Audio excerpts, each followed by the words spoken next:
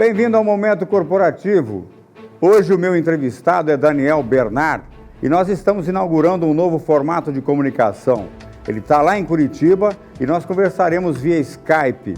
Ele é o diretor-geral da Netplan, empresa que presta consultoria para mais de 290 marcas, algumas delas já internacionalizadas ou até mesmo internacionais. O Momento Corporativo começa hoje com esse novo formato e eu espero que você nos acompanhe até o fim do programa. Fique com a gente, eu volto já.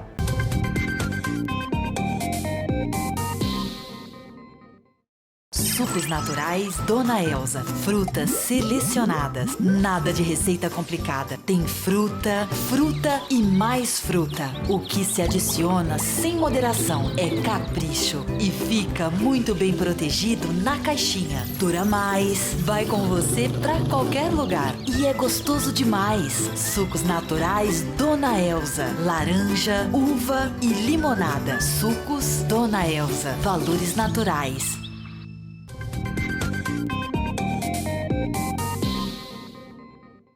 Estamos de volta. Momento Corporativo hoje conversa com Daniel Bernard. Ele está lá em Curitiba e ele vai contar para a gente um pouco da sua trajetória, como é que se colocam as empresas lá do outro lado do mundo, além das fronteiras que a gente já conhece, como é o comportamento do brasileiro lá fora e quem são, afinal, essas empresas. Daniel Bernard, é um prazer. Tudo bem, Celso? Obrigado, professor, mais uma vez, pela sua participação e pela atenção que o senhor nos dá. Professor, primeiro um pouco de você. O que é a Netplan? Como ela se comporta no mercado? Bem, a Netplan é uma empresa especializada em consultoria na área de crescimento e desenvolvimento de empresas. A nossa área de origem, em inglês, seria Growth Management, ou seja, gestão do crescimento e desenvolvimento de empresas. A gente trabalha com desenvolvimento de negócios que operam em rede, com ênfase na busca e desenvolvimento de diferenciais, envolvendo canais de vendas e canais de distribuição. Então, o que a gente mais faz, na verdade, a gente formata redes de franquia. Esse é o nosso carro-chefe, né? É a nossa área de destaque maior, mas o que nós fazemos é avaliar, em primeiro momento, né? A gente faz um laudo de franqueabilidade e verifica se realmente franquia é a melhor estratégia para o nosso cliente. Se não for, também a gente tem outras estratégias de distribuição que a gente trabalha, que é a concessão comercial e de serviços, licenciamento, mas também sucursais, seccionais, cooperativas, marketing de rede e até mesmo filiais. Beleza. Deixa eu perguntar então, professor, qual é o principal diferencial das suas empresas, professor? O que o senhor identifica nelas todas para poder trabalhar com vocês e fazer esse tipo de desenvolvimento de serviço? O primeiro diferencial é justamente esse nosso laudo de franqueabilidade, ou seja, a gente logo de início já verifica se franquia é a melhor opção estratégica de expansão dos nossos clientes. E se não é franquia, como é que faz esse tipo de desenvolvimento? Não, daí o negócio já está preparado para ser franqueado, ou ele precisa passar por um desenvolvimento organizacional. Mas se ele tiver esse potencial, a gente também avisa, alerta o nosso cliente, né? E a gente consegue tornar um negócio que ainda não é franqueável, né? A gente consegue torná-lo franqueável. Agora, isso não acontece com todos os casos. Tem situações em que a franquia realmente não é a melhor opção, e aí a gente desenvolve outros canais alternativos. Quais são os canais alternativos? A empresa continua desenvolvendo o seu trabalho, continua crescendo também, nas mesmas perspectivas? Não, na realidade, quando a empresa vai crescer, ela tem várias maneiras de fazer isso. Se você tem uma empresa muito grande, por exemplo, você poderia abrir capital na Bolsa de Valores, né? Só que isso é algo para apenas grandes empresas de grande porte. No nosso caso, a gente consegue transformar uma pequena e média empresa, né, numa empresa grande, gigante, eventualmente até, né, por meio do desenvolvimento de diferenciais, né, no conceito de negócio, no posicionamento da empresa, sobretudo, né, desde que a empresa tem um perfil colaborativo, quer dizer, ela precisa querer compartilhar, né, esse seu know-how com terceiros. E aí começa na análise do perfil do dono, né, quer dizer, os donos, eles têm que ter um certo perfil também para querer compartilhar esse conhecimento com terceiros. O perfil é que comanda esse processo. Tudo a base está no perfil, né? Tanto no perfil da empresa, do franqueador, do franqueado, né? Começa nesse tipo de análise. O resto são processos, né, que se desenvolve, mas no fundo é o fator humano que determina realmente. Quantas empresas vocês têm hoje fora, para quem vocês prestam consultoria? No total a gente tem 290 clientes atendidos ao longo dos últimos 25 anos, né? Como você comentou. Desse total nós temos 45 empresas que são internacionais, dentre empresas que exportam e importam. Algumas delas. Dos nossos clientes que a gente já atendeu ao longo desse período, tem desde McDonald's, Bob's, Pizza Hut, a gente tem rede farmácias que nós formatamos do zero, né? Chegamos a 700 farmácias num prazo de 5 anos. Foi o principal case de franquia de conversão, né, no Brasil, enfim. Nós temos 80 redes do setor da alimentação, né? Temos bastante casos, assim. Estacionamento, a gente tem Auto Parque, estacionamentos, né? Está com 95 áreas. Nós atendemos a rede LFG, que é Luiz Flávio Gomes, né? Na época que a gente atendeu, estava com 480 escolas. Professor, essas empresas são as poderosas. Como é que a gente pode fazer para uma empresa nascendo, começando aí, se engatinhando, vamos dizer assim, em todo o seu processo de crescimento e viabilidade, logicamente, como é que faz? Como é que a gente começa, além dessa franqueabilidade, quais são, e além também do perfil? Cita algumas menores das que você citou, por favor. No caso, por exemplo, essa que eu citei, a farmácia, quando a gente começou, eles não tinham nenhuma loja, a partir do zero. Não tinha nenhuma farmácia, então partiu de 0 para 700 em prazo de 5 anos, né? Agora... Funcionalizada a farmácia também? Não, isso aí a gente montou só na região sul e sudeste do Brasil. Depois, com o tempo, um fundo de investimentos comprou, né? Transformou o produto. Agora, nós temos, por exemplo, uma empresa pequena, né, que a gente formatou, chama-se Design Maria Dolores, né, uma empresa com sede em Curitiba, está com umas 10 lojas no Brasil. Você vai falar sobre a Design no próximo intervalo. Esse é o Momento Corporativo, nós estamos inaugurando hoje um novo formato, eu peço um pouquinho da sua paciência. Momento Corporativo, volta já, fica com a gente.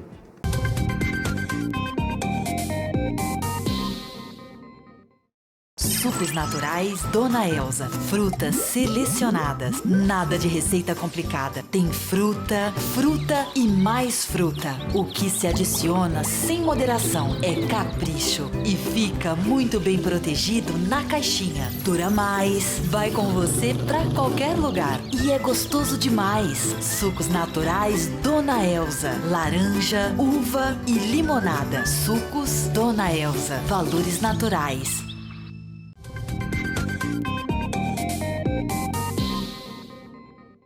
Estamos de volta ao Momento Corporativo e eu converso com Daniel Bernard. Ele está lá em Curitiba, eu estou aqui nos estúdios da TV Rio Preto e nós estamos falando sobre internacionalização de marcas e outras questões ligadas ao franchise, inclusive ao perfil do franqueado, se ele tem possibilidade de acompanhar todo esse desenvolvimento. Professor, no último bloco nós falávamos sobre a Design Maria Dolores. É isso mesmo que eu ouvi? Vamos lá. Sim, exatamente. É um exemplo de uma empresa pequena, né, de pequeno e médio porte, quer dizer, nós começamos também com uma única unidade, uma empresa que tinha uma única loja, né, especializada em joias de design, em Curitiba, né, joias de design contemporâneo. Começou com uma loja num shopping em Curitiba, né, aqui no Brasil chegou hoje a 10 lojas, né. O que é curioso é que ela já tem uma loja em Barcelona, na Espanha, e o franqueado dela, né, no caso, o franqueado é o jogador Adriano, que joga no Barcelona, no time do Barcelona, e quem administra o negócio é a esposa do jogador Adriano, que foi lateral do time do Curitiba Futebol Clube. Quer dizer, é um brasileiro que facilitou esse negócio. Exatamente, e o que é curioso é que essa empresa curitibana, atualmente ela já é associada à Federação Espanhola de Franquias, né? Ela é associada à ABF também, né, Associação Brasileira de Franchise, e ao se internacionalizar, passou por todo um processo, né, de adaptação ao novo mercado, incluindo a associação à federação local, né? Então é um exemplo que até mesmo uma empresa de pequeno porte pode e consegue se internacionalizar, pode caso siga os procedimentos. Mercados, né?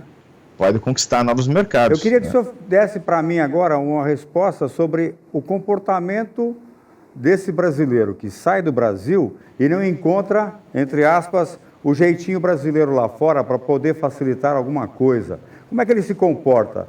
Vocês, como consultores, já dão alguma orientação aqui para ele sobre isso? Sim, no caso do brasileiro, quando ele vai para fora do Brasil e quer montar um negócio, né, ele tem dificuldades, assim, porque assim como os estrangeiros que não vêm para cá, veem que o Brasil é uma situação única, não tem nada muito parecido no mundo inteiro, né? Da mesma forma, um brasileiro vai para fora, ele encontra um ambiente de negócios muito diferente, né? Se você pensar hoje em termos dos principais destinos de um brasileiro que queira investir numa franquia, você tem hoje Estados Unidos, né? Você tem hoje Paraguai passou à frente de Portugal. Portugal é o terceiro país, né? É o terceiro. No primeiro lugar, os Estados Unidos. Estados Unidos é o lugar com mais redes franqueadoras brasileiras com operações, né? Hoje Estados Unidos. E nos Estados Unidos, o local que mais tem franquias brasileiras é no estado da Flórida, né? Então, historicamente, os brasileiros eles iam para lá, né? Muitas vezes para investir em imóveis. Veio a crise, aí passaram a encontrar lugares para que as famílias pudessem morar lá, e aí com o tempo passaram a imaginar montar um negócio também na região. E foi aí que começou a surgir uma demanda grande. E por causa da facilidade de lidar com brasileiros também, né? Sim, porque ali é uma região que tem muito brasileiro, né, justamente, que visita ou que até mesmo mora lá. Fica mais fácil. Porém, isso justamente também é uma espécie de uma miopia, porque é claro que você vai fazer um negócio lá naquela região, você não pode pensar em trabalhar só com brasileiros, né? Sem dúvida. Trabalhar com um mercado mais amplo. Porém, o fato de você ter a facilidade do idioma, né? Todo mundo ali fala espanhol e, né, tem paciência, né, com estrangeiros que não falam tão bem, enfim. E o brasileiro se sente muito mais à vontade, né, nessa região. Então ali, digamos assim, que tem um ambiente propício hoje, né? Região de Miami, região de Orlando, né? São regiões hoje que existe uma concentração de negócios, né, para brasileiros. E quando a expectativa é de atingir o cliente que não é brasileiro, quais são as questões que se envolvem? Embalagem, apresentação, sabor, no caso de alimentação, como é que é isso? Então, quando você busca um cliente estrangeiro, né, todo o estudo de mercado que você tem a fazer, todas as características de comportamento do consumidor precisam passar por uma adaptação, né? Então existem hoje empresas especializadas, inclusive tem muitas que são parceiras nossas, né, que na medida que você queira montar um negócio fora do Brasil, a primeira coisa, né, você começa com o estudo de mercado. Então, não só comportamento do consumidor, como, por exemplo, canais de vendas e canais de distribuição. Se você vai vender um produto hoje nos Estados Unidos, pode tentar, né, ir sozinho, enfim, né, até que tive eu, mas se você for com a ajuda certa, você vai descobrir que existem poucas empresas, né, que, assim, existem muitos oligopólios, né, quer dizer, muitas estruturas concentradas em poucos distribuidores grandes. Se você conseguir descobrir quem são eles, você consegue colocar o teu produto dentro do mercado com uma facilidade maior. Mas são empresas poderosas também, né? Existe algum lobby contra a entrada de produtos brasileiros? Existe alguma percepção nesse sentido, alguma coisa nisso? Não exatamente um lobby, mas o que existe é que o teu produto, quando você vai entrar num país muito regulamentado, como no caso dos Estados Unidos, né, ele precisa passar por algumas entidades, como, por exemplo, no caso de alimentação, você tem o FDA, né, que é o Food and Drugs Administration. Então, equivaleria a uma Anvisa aqui no Brasil, né? Então, você precisa passar por uma revisão, né, por parte desse órgão do governo para poder operar, né, nesse novo país, caso dos Estados Unidos. Então, as licenças têm que estar todas em ordem e eles são muito rigorosos com relação a essa parte documental. Nada de jeitinho, então, né? Nada de jeitinho, justamente o jeitinho não funciona, né? Então, aí que está o ponto, né? Você tem que ir com o pé direito, né? Então, você tem que começar com uma boa assessoria. Você tem bons advogados, né, que regulamentam não só a questão de visto, né, e os documentos necessários para que a empresa possa operar ali. Agora, se você passa por essas barreiras e chega lá, é muito interessante, porque, por exemplo, São Paulo, né, é a capital da América do Sul, né, para negócios. Agora, Miami é a capital de todas as Américas, praticamente, né, então se você consegue fazer o teu negócio dar certo nos Estados Unidos, você tem uma porta de entrada para a América Latina inteira, né? Isso pensando na Flórida, né? E claro, né, se você está pensando nos Estados Unidos como um todo, se abre para o mundo inteiro. Isso vai facilitar bastante, né? Sim. Os Estados Unidos é o país do mundo onde a franquia é mais desenvolvida. Se você pegar do ponto de vista do ranking oficial, os números confundem um pouco, sabe? Eu estou com o Daniel Bernardi hoje no Momento Corporativo. Ele está lá em Curitiba, nós estamos falando pelo Skype, inclusive sobre franquias no mundo todo. Eu espero você. Momento Corporativo volta já.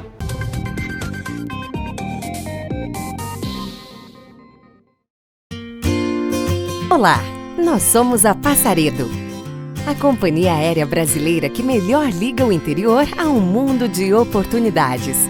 Você já se perguntou por que o interior e o mundo lá fora não poderiam estar mais próximos? A gente se perguntou e fez disso uma missão, ligar os dois, criando entre eles uma passagem, um passeio, um passaporte. Acreditamos que o interior é um mundo e nos orgulhamos de ampliar os horizontes dele para você a cada decolagem.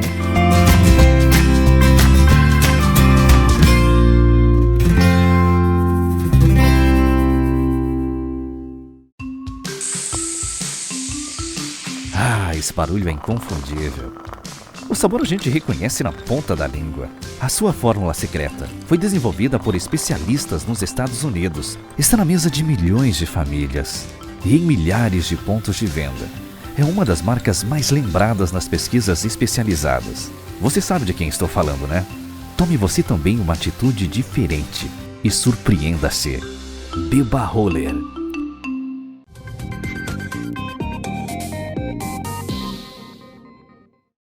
Momento Corporativo está de volta com Daniel Bernardi falando sobre franquias ao redor do mundo. Franquias brasileiras. Quem sabe se amanhã pode ser a sua e nós estaremos falando sobre ela aqui.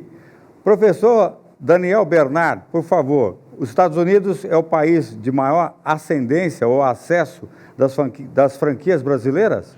Ou tem mais algum outro país que se destaca nesse cenário? O país número 1 hoje, né, para franquias brasileiras no exterior, hoje é Estados Unidos, efetivamente, né? Seguido do Paraguai, que acabou de superar, nas últimas estatísticas de 2016, superou Portugal. Antes era Portugal, né, segundo mercado, agora é Paraguai, né? E quais são as franquias que hoje se destacam ainda na América do Sul, lá no Paraguai? Então, aí tem que dar uma olhadinha aqui, eu tenho o guia, né? Tem o guia aqui 2016, né, que é esse aqui, ó. Esse aqui é a publicação oficial da ABF, né? Legal. Então aqui você tem um mapa, inclusive, que mostra a quantidade de Bem, mas essa fonte redes, vindo de você, essa informação vindo de você já me basta. Quer dizer que o Portugal era o campeão, aí no caso, ganhando do Paraguai. E agora o Paraguai desbancou Portugal e passa a ser o país que mais cedia, ou em segundo lugar, o país que mais cedia as franquias brasileiras, é isso? É, isso que foi a novidade no ranking, né? Justamente aqui você tem, né, até o ano passado, por exemplo, aqui, né, você tinha 37 marcas nos Estados Unidos, 21 em Portugal, né? Daí agora passou já, Paraguai ficou na frente. Paraguai tem 25, né, marcas aqui. Então, na realidade, como está Paraguai à frente de Portugal, né, esse que é o fato curioso aqui no ranking, né? E isso, no caso, logicamente, o mundo todo vê essas informações com bons olhos, sem dúvida alguma. E outros países atraem a partir desses dados? Sim. Hoje no Brasil você tem, esse ano que passou, né, passou de 134 para 138 redes brasileiras com operações no exterior. E a própria ABF está fazendo um trabalho agora, em conjunto com a Apex, que é um órgão de promoção e exportação, está querendo incentivar franquias brasileiras para fora, né? Só que tem uma característica que demora um tempo até você conseguir ir para fora, e pelo menos uns 3 anos demora, né? E a crise brasileira econômica começou fazem 3 anos, então agora é que as pessoas estão conseguindo, né, realmente iniciar, né, essas operações. Então, depois da crise de 2013, muita gente começou a pensar no exterior, mas aí demora um tempinho, né? Se eu começar a pensar no exterior agora, eu vou levar mais 3 anos, é esse o prazo de maturação. Eu queria conversar com o senhor sobre isso. O tempo não é um fator importante para o amadurecimento desses negócios todos? Exatamente. A questão do tempo é crucial em negócios internacionais. Você não consegue ter a ideia de ir para fora imediatamente já começar a operar.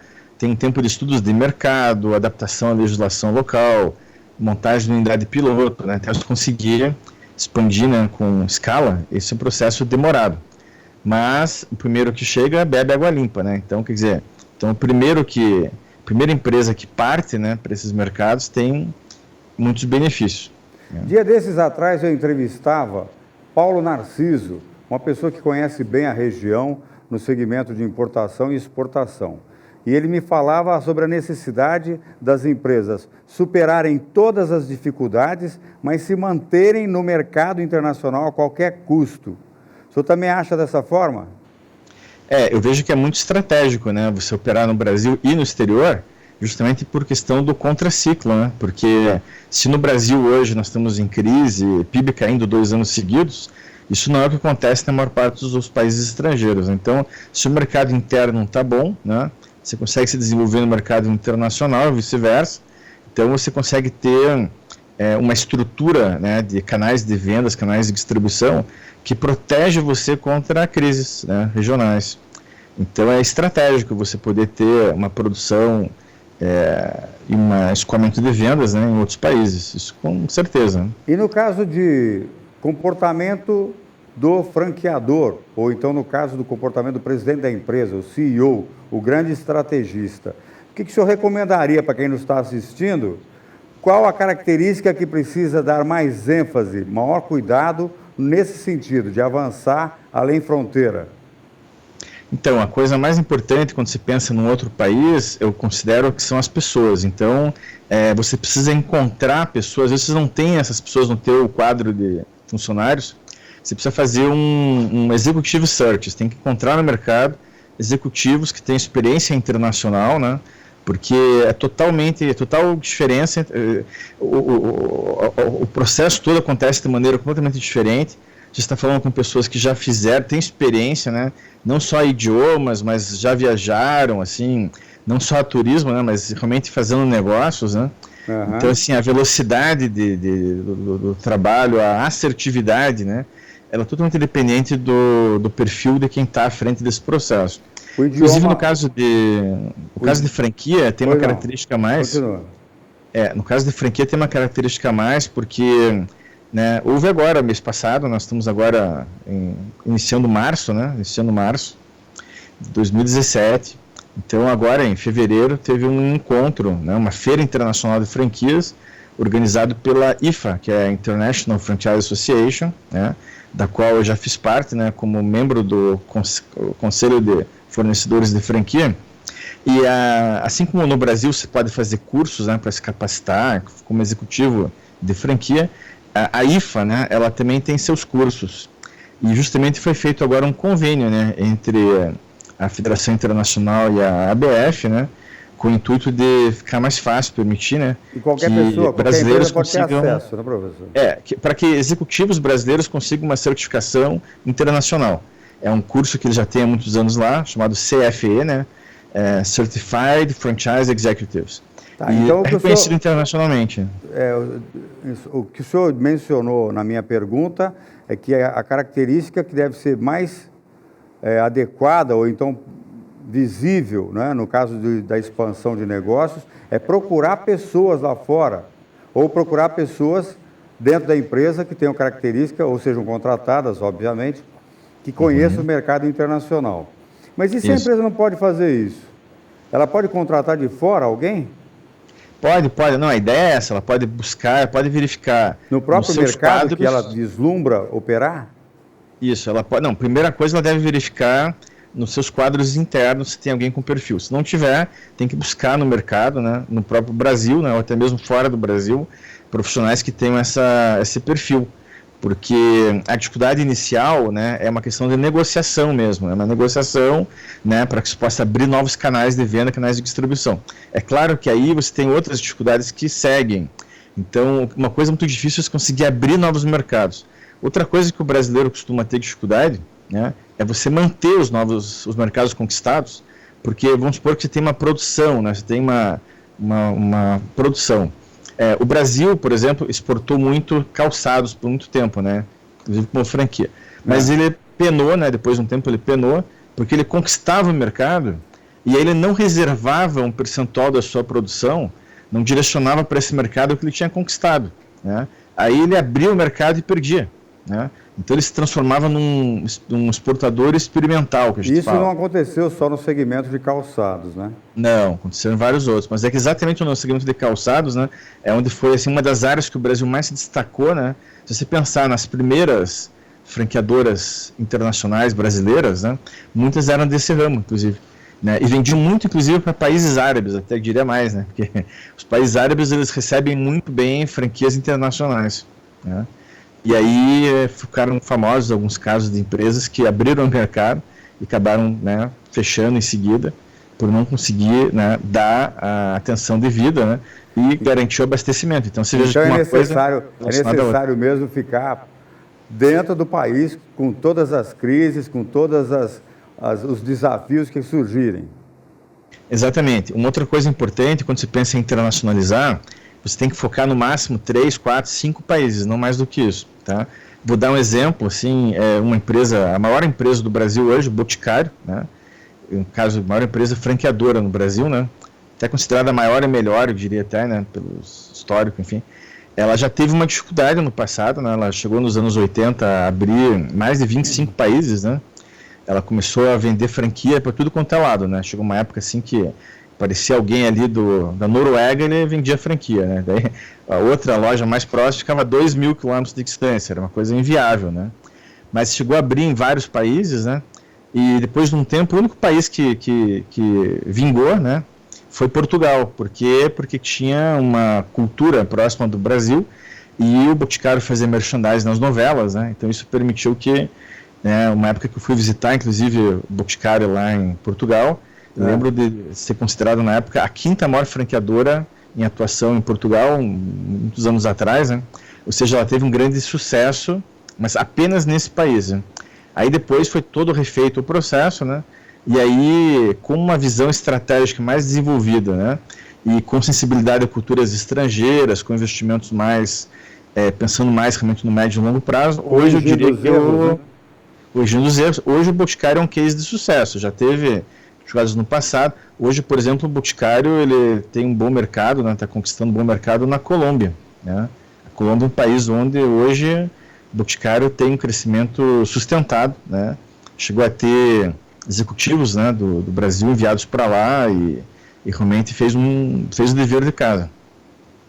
Por outro lado, você tem empresas que espalharam demais e acabaram fechando, né? Bacana isso. É bom, é interessante ouvir. Porque às vezes países muito próximos aqui são desprezados e às vezes muitos executivos olham para outros lugares sem saber que aqui bem próximo tem mercado suficientemente grande para ele poder crescer. Quais são as maiores franquias hoje brasileiras, professor? Entre as 10 internacionais, existe alguma brasileira? Existe uma das 10 maiores, que é a Burger King, hoje ela pertence ao grupo, né, 3G, então tem uma que é brasileira. Assim, as maiores franqueadoras do mundo hoje, a número 1, né, ela é a 7-Eleven, aquela empresa... Continua sendo a primeira. Continua sendo a primeira, né, de loja de conveniência. A 7-Eleven chegou a pensar em entrar no Brasil, uma época chegou até a entrar, inclusive. Chegou a entrar. E o parceiro aqui no Brasil era a Petrobras, né. Acabou que deu uma briga entre eles ali, e acabou que daí a Petrobras criou a BR Mania, né, que é uma marca brasileira, enfim. E está crescendo também. Professor, tá crescendo também. Lamentavelmente nós chegamos ao final do programa. Eu agradeço muito a sua participação, agradeço todas essas informações que o senhor nos tem dado. Continuamos à sua disposição. Momento Corporativo agradece também a sua audiência que nos acompanhou, você aí em casa, que nos acompanhou pelo Facebook também, que nos acompanhou desde o início do programa. Eu sou Celso Silveira, a gente volta na semana que vem e um grande abraço.